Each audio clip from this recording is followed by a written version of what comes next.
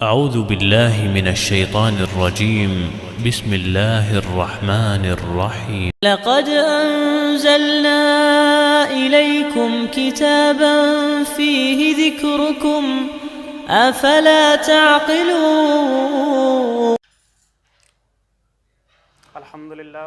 अल्हम्दुलिल्लाह रब्बिल आलमीन वल आक़िबतु लिल मुत्तक़ीन वस्सलातु वस्सलामु अला रसूलिहिल करीम अम्मा बाद फ़अऊज़ु बिल्लाहि मिनश शैतानिर रजीम बिस्मिल्लाहिर रहमानिर रहीम क़ाल अल्लाहु तआला फ़ी सूरतिल अंबिया लक़द अंज़लना इलैकुम किताबन फ़ीहि ज़िक्रुकुम अफ़ला ताक़िलून व क़ाल रसूलुल्लाहि सल्लल्लाहु अलैहि वसल्लम खैरुकुम मन तअल्लमल कुरआन व अल्लमहु सदक़ल्लाहुल अज़ीम व सदक़ रसूलुहुल करीम। मुअज़्ज़ज़ सामीन इकराम अस्सलामु अलैकुम।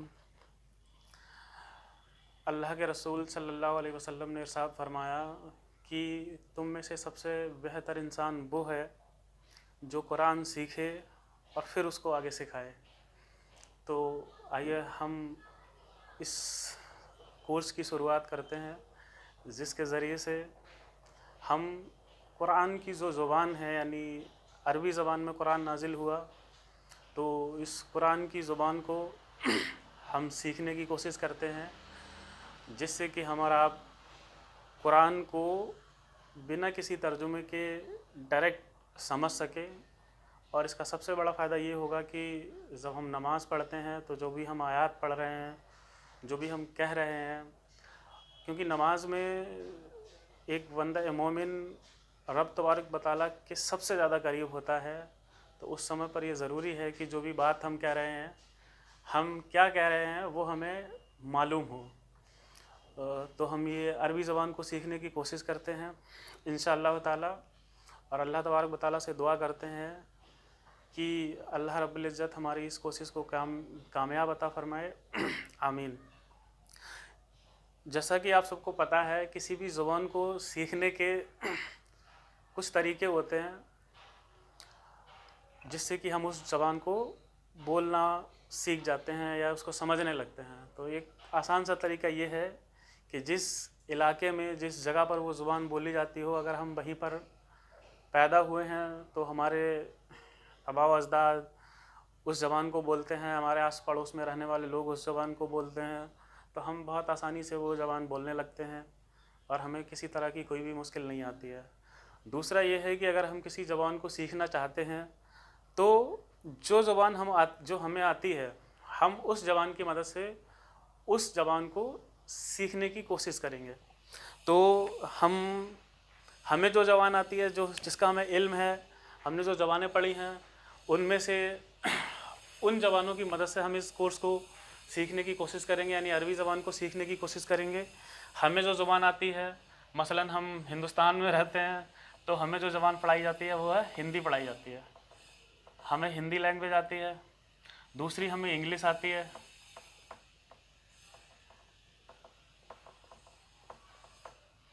और कुछ लोग हैं जो उर्दू भी बोल लेते हैं और पढ़ लेते हैं। तो इन ज़बानों की मदद से हम अरबी ज़बान को सीखने की कोशिश करेंगे। तो किसी भी ज़बान को सीखने के लिए सबसे पहले हमें उस ज़बान में जो बोलने वाले अल्फ़ाबेट्स हैं, या हिंदी में जिन्हें हम व्याकरण कहते हैं, व्यंजन कहते हैं, उनको हमें सीखना ज़रूरी है। तो अरबी ज़बान में जो अल्फ़ाबेट्स होते हैं, यानी इन्हें हुरूफुल हिज़ा कहा जाता है, वो कौन कौन से होते हैं, तो उसके लिए हम बोर्ड पे चलते हैं और देखते हैं अरबी ज़बान में जो हुरूफुल हिज़ा हैं वो कौन कौन से होते हैं, यानी जो अल्फ़ाबेट्स हैं अरबी ज़बान के वो कौन कौन से हैं।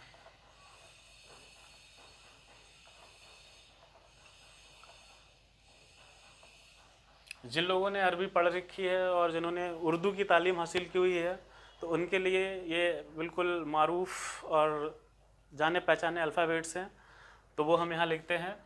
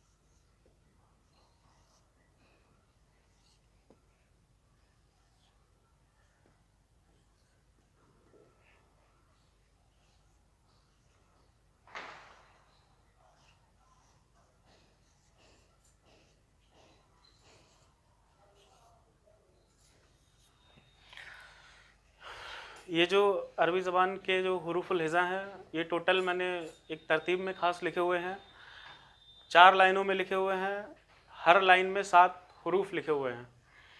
तो टोटल जो अरबी ज़बान में हुरूफुल हिज़ा हैं वो 28 हैं। उर्दू ज़बान जिन्होंने पढ़ी है, जो उर्दू के अल्फ़ाबेट से वाकिफ़ हैं, तो उसमें जो लिखने का तरीका होता है या अरबी में ही जो हम लिखते हैं, तो मीम नून के बाद वाव आता है, उसके बाद हे आता है और फिर या आता है। लेकिन यहाँ आप देख रहे हैं कि नून के बाद हे लिखा हुआ है और वाव और या अलग से लिखा हुआ है। तो इसकी एक ख़ास वजह है। ख़ास वजह यह है कि अरबी ज़बान में जो वाव और या हैं, ये कमज़ोर हुरूफ हैं, यानी वीक लेटर्स हैं।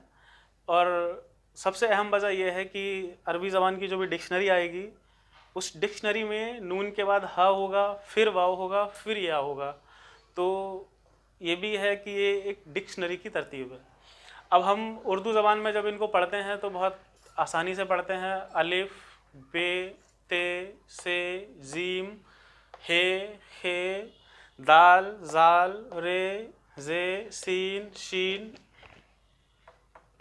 स्वाद, द्वाद, तोय, जोय, ऐन, गैन, फे, काफ, काफ, लाम, मीम, नून, हा, वाव और ये। लेकिन अरबी ज़बान में इनको पढ़ने का एक ख़ास अंदाज़ होता है, और वो ख़ास अंदाज़ ये है कि उर्दू ज़बान में इन हुरूफुल हिज़ा को पढ़ते वक्त जिन हुरूफ पर एक ही आवाज़ आती है, जैसे कि वे, एक ही आवाज़ आ रही है, तो जब अरबी ज़बान में हम पढ़ते हैं तो उस एक ही ज़बान को हम आ के साथ पढ़ते हैं, यानी ए साउंड नहीं बोलते हैं, वहाँ पर आ साउंड बोलते हैं।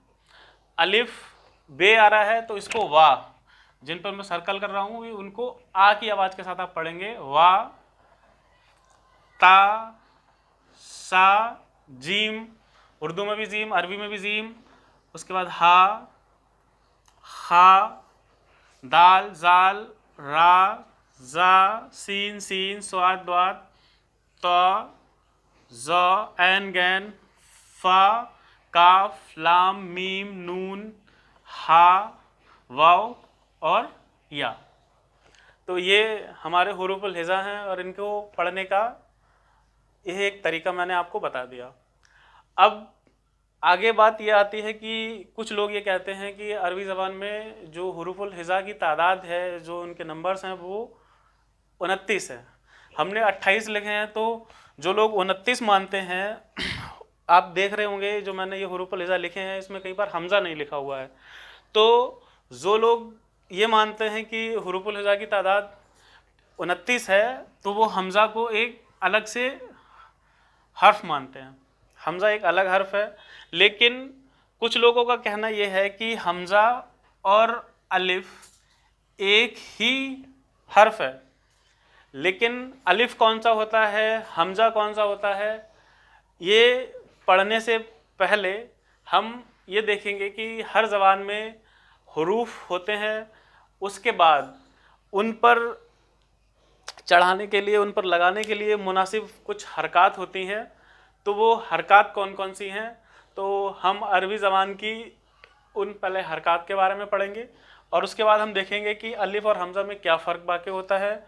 और इतने सारे जो हमने हुरूफ लिखे हुए हैं, इनमें से सबसे ज़्यादा इम्पॉर्टेंट हुरूफ कौन से हैं हमारे लिए, जो कि जब हम अरबी ज़बान सीखेंगे, आगे आगे जैसे हम पढ़ेंगे, तो हम देखेंगे कि उन हुरूफ में से चंद ऐसे हुरूफ हैं, यानी 3 ऐसे हुरूफ हैं जो बहुत ज़्यादा इम्पॉर्टेंट हैं, बहुत ज़्यादा अहम हैं। अगर आपने उनको सीख लिया, उन पर आपने थोड़ा सा भी ध्यान दे लिया, तो अरबी समझना आपके लिए बहुत बहुत ज़्यादा आसान होने वाली है। तो आइए देखते हैं अब अरबी ज़बान में हरकत कौन कौन सी हैं। अरबी ज़बान में जो हरकत हैं वो 3 हरकत हैं। पहली हरकत है, 4 हरकत हैं, सॉरी। पहली जो हरकत है वो ज़बर है, दूसरी हरकत है वो ज़ेर है, और तीसरी जो हरकत है वो है पेश, और चौथी हरकत जो है, जैसे हम जज़म या सुकून कहते हैं, वो इस तरह से एक सिंबल बना होता है जो पेश की ही तरह होता है। और बोर्ड पे लिखते समय कभी ऐसा हुआ कि वो पेश और जज़म एक जैसा बन गया तो आपको कन्फ्यूज़न हो सकती है। इसलिए इस कोर्स को पढ़ते समय जो अलामत सुकून या अलामत जज़म हम इस्तेमाल करेंगे वो ये कैरेट का साइन, इस तरह का एक सिंबल है जो हम इस कोर्स के पढ़ते वक्त हम इसको इस्तेमाल करेंगे। ये जो हरकत हैं ज़बर, ज़ेर, पेश और साकिन, ये जो तीनों हरकत हैं, जब हम आप इनको पढ़ेंगे तो आप देखेंगे कि इन हरकत की एक जो हमने हुरूफुल हिजा पढ़े हैं उनमें से एक ख़ास लफ्ज़ के साथ एक अजीब सी दोस्ती है। यानी ये इन हरकत की डिमांड होती है कि अगर इनके साथ कोई हरकत आए तो वो कोई हुरूफ आए तो वो कौन सा आना चाहिए। तो देखते हैं सबसे पहले अलिफ जो है, ज़बर जो है, इसकी जो दोस्ती है वो अलिफ के साथ है। यानी जब भी ज़बर आएगा तो उसके बाद जो अगला हर्फ आएगा वो लाजिमन अलिफ होगा, ठीक है ना। ज़बर के साथ अलिफ की दोस्ती है, ज़ेर के साथ या की दोस्ती है और पेश के साथ वाव की दोस्ती है। और आसान भाषा में अगर हम इसको समझना चाहें हिंदी में तो ज़बर के साथ जैसे कि छोटा आ लिखते हैं, उसको बड़ा करना है तो हम उस पर एक डंडा और लगा देते हैं। वैसे ही कोई भी हुरूफ लिखा हुआ है, जैसे वा लिखा हुआ है, तो ये ऐसे आप समझ सकते हैं जैसे ये छोटा आ है, लेकिन इसको बड़ा आ की तरह लिखना है, यानी आपको आ की मात्रा चढ़ानी है तो इसके साथ हम लाजिमन अलिफ लगाएंगे। वा लिखा हुआ है, इस पे ज़ेर है, इस पे वड़ी ई करना है यानी इसके साथ तो हमेशा ई लगाएंगे यानी या हम लगा देंगे। और बड़ा ऊ करना है तो वा लिखा हुआ है, इस पे हम पेश लगाएंगे और इसके साथ लाजिमन हम वाव लगा देंगे। इन हरकत के अलावा जो और हरकत अरबी ज़बान में है वो ये है कि इन तीनों हरकत को हम डबल करके लिख देते हैं। जैसे कि हमने 2 ज़बर लगा दिए, 2 ज़ेर लगा दिए, 2 पेश लगा दिए, इसको उल्टा पेश भी लिखते हैं। तो इन हरकत जब किसी भी हुरूफ पर हम ये 2 हरकत लगाते हैं तो उनको जो पढ़ने का तरीका है वो हम देखते हैं कि किस तरह से हम उनको पढ़ते हैं। सबको पता है कैसे पढ़ते हैं, लेकिन ख़ास बात जो बतानी मकसूद है यहाँ पर वो ये है कि जैसे मैंने पहले बताया आपको कि 3 हुरूफ अरबी ज़बान में सबसे ज़्यादा इम्पॉर्टेंट है, वो है नून, वाव और या। तो ये जो नून है यानी जब हम 2 हरकत लगाते हैं, जैसे हमें मसलन लिखना है 1 तो हम इसको इस तरह से भी लिख सकते हैं, विन लिखना है तो इस तरह से भी लिख सकते हैं, वुन लिखना है तो हम इसको इस तरह से भी लिख सकते हैं। अब क्या होता है कि अरबी ज़बान में लिखते समय यानी नून की जो आवाज़ आती है उस नून को हम ना लिख के क्या करते हैं, यहाँ पर नून नहीं लिखा हमने और इस पर हमने 2 ज़बर लगा दिए, यानी अब इसको पढ़ेंगे बा 2 ज़बर 1। यानी असल जो मतलब ये है यहाँ पर मकसूद ये है कि यहाँ पे इसके एंड में नून की आवाज़ आ रही है। अब अगर नून नहीं लिखना है हमको या मसलन कोई कह दे कि ये इस पर तनवीन आ रही है, इसको तनवीन बोलते हैं, जो डबल हरकत वाली यानी 2 ज़बर 2 ज़ेर और 2 पेश के साथ आती है। तो इस पे हम क्या करते हैं, अगर हमें नून के साथ नहीं लिखना है तो हम 2 ज़बर 2 ज़ेर और 2 पेश लगा देते हैं। और अगर हमें नून के साथ इसको 1 को अगर हमें खोल के लिखना है तो वही तरीका है जो मैंने आपको पहले ही लिख दिया है। 1 है, इसको हम बिना तनवीन के लिखना चाहें तो हम इसको इस तरह से लिखेंगे। यानी जब भी आपसे कहा जाए कि इसमें से तनवीन हटा दो तो एक ज़ेर हटाएंगे, अगर इस तरह से लिखा होगा तो हम नून हटा देंगे, तो जो हमारा लफ्ज़ रह जाएगा वो ज़बर रह जाएगा, वा ज़बर बा। तो ये हमारी हरकत हो गई। अब आगे जैसे मैंने पहले बताया है कि ये नून हमेशा इम्पॉर्टेंट रहने वाला है। अरबी ज़बान में क्या होता है कि जब भी हम पढ़ेंगे, अरबी एक्चुअली में उर्दू और अरबी बहुत मिलती जुलती लैंग्वेज है और अरबी ज़बान को अरबी बनाने वाला ये नून ही है। मसलन हम उर्दू में बोलते हैं ज़ैद, एक नाम है, लेकिन अरबी में इस नाम के साथ ये नून की जो साउंड आती है, यानी जैदुन, तो सिर्फ जैद बोलेंगे तो उर्दू है, और जैदुन बोलेंगे तो वो अरबी हो जाती है। अब अरबी ज़बान में जैदुन ऐसे नहीं लिखा जाता, लिखने का तरीका वही है, इसको 2 पेश के साथ लिखते हैं, यानी तनवीन के साथ लिखते हैं। अब जो भी हुरूफुल हिजा हमने पढ़े हैं, उनमें जब हम उन पर मुनासिब हरकत लगाते हैं तो हमारा एक लफ्ज़ बन जाता है, एक शब्द बनता है। अब देखते हैं उसमें क्या होता है।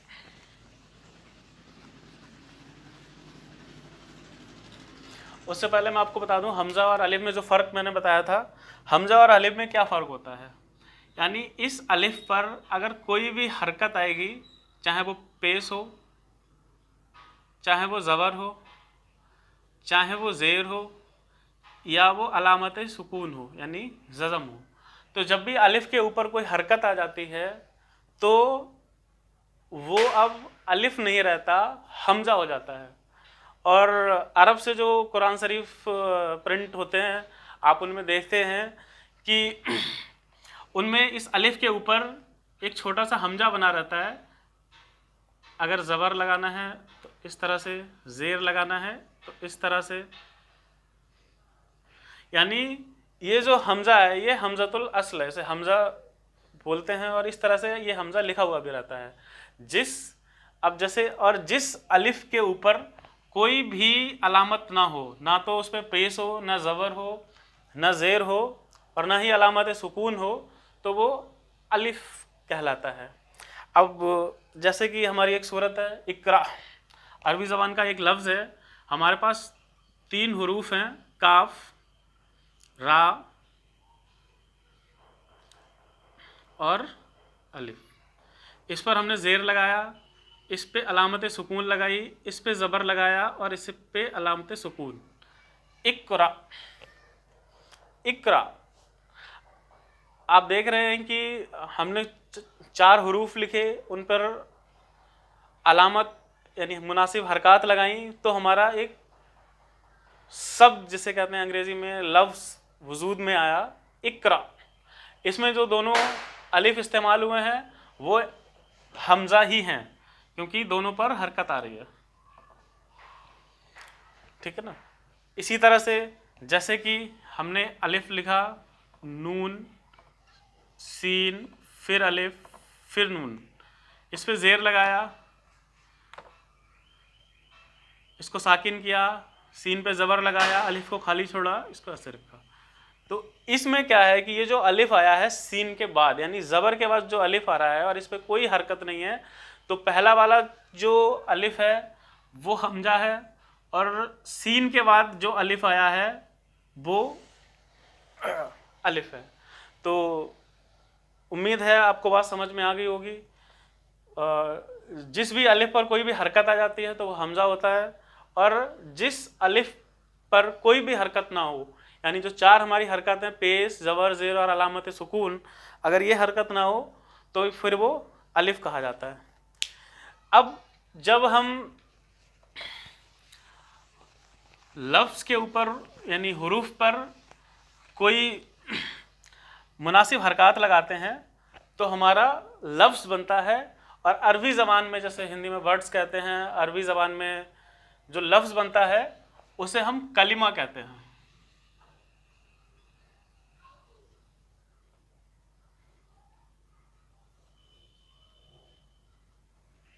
कलिमा, ठीक है ना।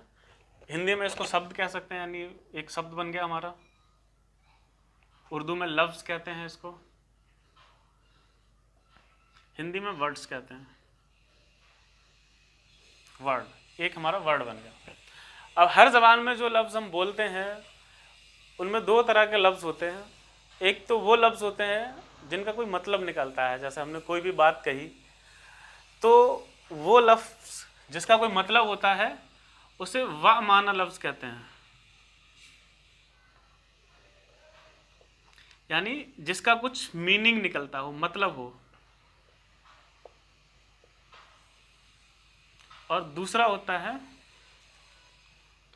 दूसरा होता है वे माना लफ्ज, यानी जिसका कोई मीनिंग ना हो।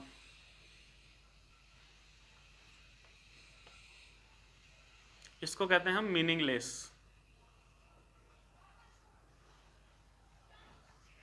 एक व माना लफ्ज जिसका कोई मतलब हो, जैसे कि मसलन मैंने कहा आओ चाय पीते हैं, तो चाय का तो माना है, लेकिन अगर हमने कहा आओ चाय शाय पीते हैं, अब चाय का तो माना है और शाय का कोई माना नहीं है।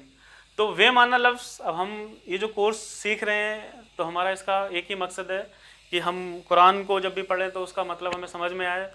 तो अरबी ज़बान में यानी जो कुरान है उसमें कोई भी वे माना लफ्ज़ नहीं है, तो हमें वे माना लफ्ज़ पढ़ने की ज़रूरत नहीं है, हमें सिर्फ वो लफ्ज़ पढ़ने हैं जिनका कोई ना कोई माना होता है, यानी मीनिंगफुल।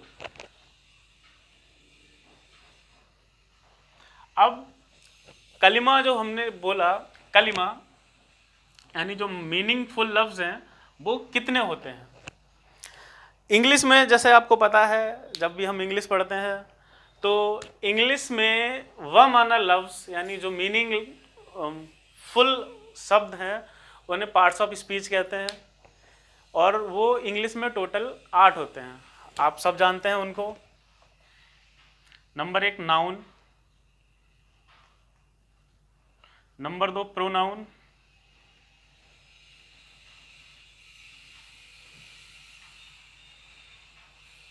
वर्ब होता है, एडवर्ब होता है,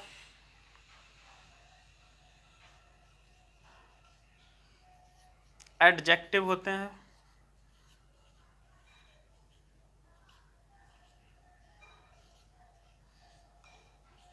प्रीपोजिशन होते हैं,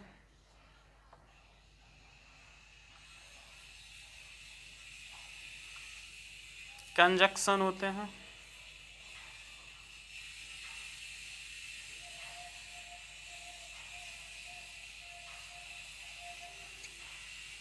आर्टिकल होते हैं। यानी कि इंग्लिश में आप जब भी इंग्लिश पढ़ते हैं, जो भी शब्द पढ़ते हैं, कोई भी सेंटेंस लिखते हैं, तो ये 8 चीज़ें ही होंगी। उनमें से जो भी शब्द हम इस्तेमाल करेंगे, या तो वो नाउन होगा, या प्रोनाउन होगा, या वर्ब होगा, या एडवर्ब होगा, या एडजेक्टिव होगा, या प्रीपोजिशन होगा, या कंजक्शन होगा, या आर्टिकल होगा।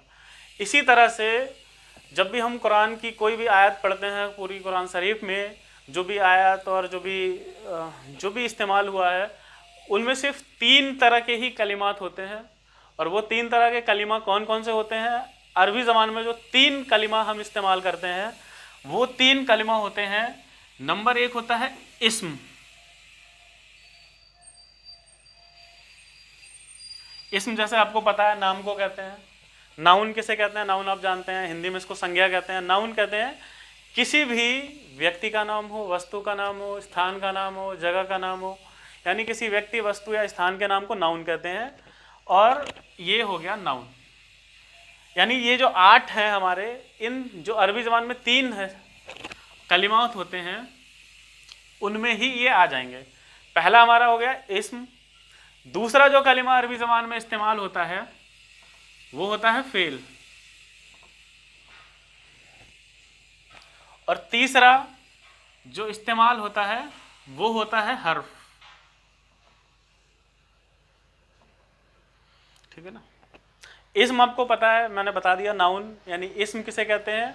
किसी भी जगह का नाम हो, किसी भी व्यक्ति का नाम हो, इनफैक्ट किसी भी फेल का नाम हो। फेल और वर्ब जैसे आपको पता है एक ही चीज़ है, लेकिन एक होता है फेल। फेल किसे कहते हैं? यानी कि एक ऐसा कलिमा जिससे किसी काम का करना या होना मुराद हो, और ज़माने के एतबार से, जिससे कि हमें ये भी पता चल सके कि वो काम कब किया गया है, पास्ट में, प्रेजेंट में या फ्यूचर में, यानी माजी, मुस्तकबिल या मुजारे। ठीक है ना। तो 3 चीज़ें होती हैं, इस्म होता है, फेल होता है और हर्फ होता है। जब भी हम कुरान की कोई भी आयत पढ़ेंगे, कुछ भी पढ़ेंगे, उसमें से ये 3 चीज़ें ही होंगी। यानी कि कहने का मतलब ये है, अगर हम ये 3 चीज़ें पूरी तरह से सीख लें, एक इस्म सीख लें, दूसरा फेल सीख लें, तीसरा हर्फ सीख लें, तो इंशाअल्लाह ताला हम कुरान को पूरी तरह खुद से पढ़ सकेंगे और उसको समझ सकेंगे। इस्म, फेल और हर्फ। तो हम इस्म से शुरू करेंगे। सबसे पहले हम इस्म पढ़ेंगे, उसके बाद हम फेल पढ़ेंगे और हर्फ। हर्फ किसे कहते हैं? हर्फ वह माना लफ्ज़ होता है, यानी ऐसा लफ्ज़ जिसका मीनिंग तो होता है, लेकिन जब तक वो किसी इस्म के साथ नहीं आता या फेल के साथ नहीं आता तब तक उसका मीनिंग क्लियर नहीं होता है। जैसे कि एक लफ्ज़ है पर या ओन, इंग्लिश में कहते हैं जो प्रीपोजिशन होते हैं ये, वो भी हर्फ है ओन। तो मैं 1000 मर्तबा भी अगर कहूँ पर, 1000 मर्तबा भी कहूँ पर, 1000 दफ़ा भी कहूँ पर, तो आप इसका माना कुछ मुराद नहीं ले पाएंगे। लेकिन अगर मैं कहता हूँ कुर्सी पर, ठीक है ना, 1000 बार मैं कहूँ ऑन, तो इसका कोई माना नहीं है जब तक मैं इसके साथ ये ना लगाऊं ऑन द टेबल। इस ऑन का अपना माना है, लेकिन इस पर का भी अपना एक माना है। तो जब तक ये किसी इस्म के साथ नहीं आएंगे, यानी किसी नाउन के साथ नहीं आएंगे, तो तब तक हम इसका माना मतलब हम समझ नहीं सकते हैं। तो हमें सिर्फ 2 चीज़ें सीखनी है, इस्म और फेल और हर्फ। इस्म और फेल को हम बाकायदा पढ़ेंगे, और ये जो हर्फ है इसको हम इस्म, फेल और हर्फ, इस्म और फेल पढ़ते पढ़ते ही बीच में हम इन हरूफ जो अरबी ज़बान में इस्तेमाल होते हैं उनको हम सीख लेंगे। वीडियो के शुरू में मैंने कुरान की एक आयत पढ़ी थी, उस आयत को मैं बोर्ड पे लिखता हूँ, और आप देखेंगे कि एक दिन ऐसा आएगा जब आप उसको पूरी तरह से उसका एनालिसिस कर सकेंगे। सूरत अल-अंबिया में अल्लाह रब्बुल इज्जत ने इरशाद फरमाया,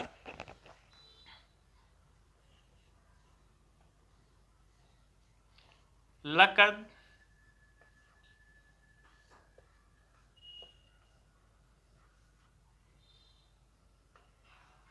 अंजलना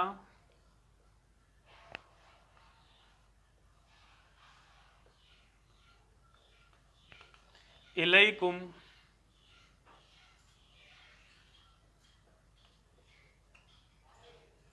किताबन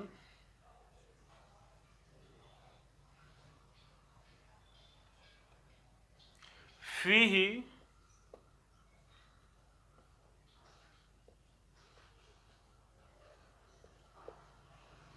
ज़िक्रुकुम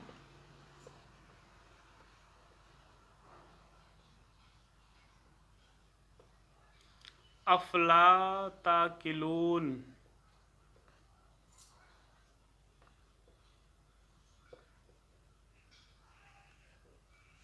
लक़द अंजलना इलैकुम किताबन फीही ज़िक्रुकुम अफला ताकिलून। अब इस आयत में जो भी कलमा, जैसे ये इलैकुम किताबन फीही ज़िक्रुकुम अफला ताकिलून, इनमें से हर लफ्ज़, हर कलिमा या तो वो इस्म है, या तो वो फेल है, या वो कोई हर्फ है, ठीक है ना। ये 3 चीज़ें ही इस पूरी आयत में हैं।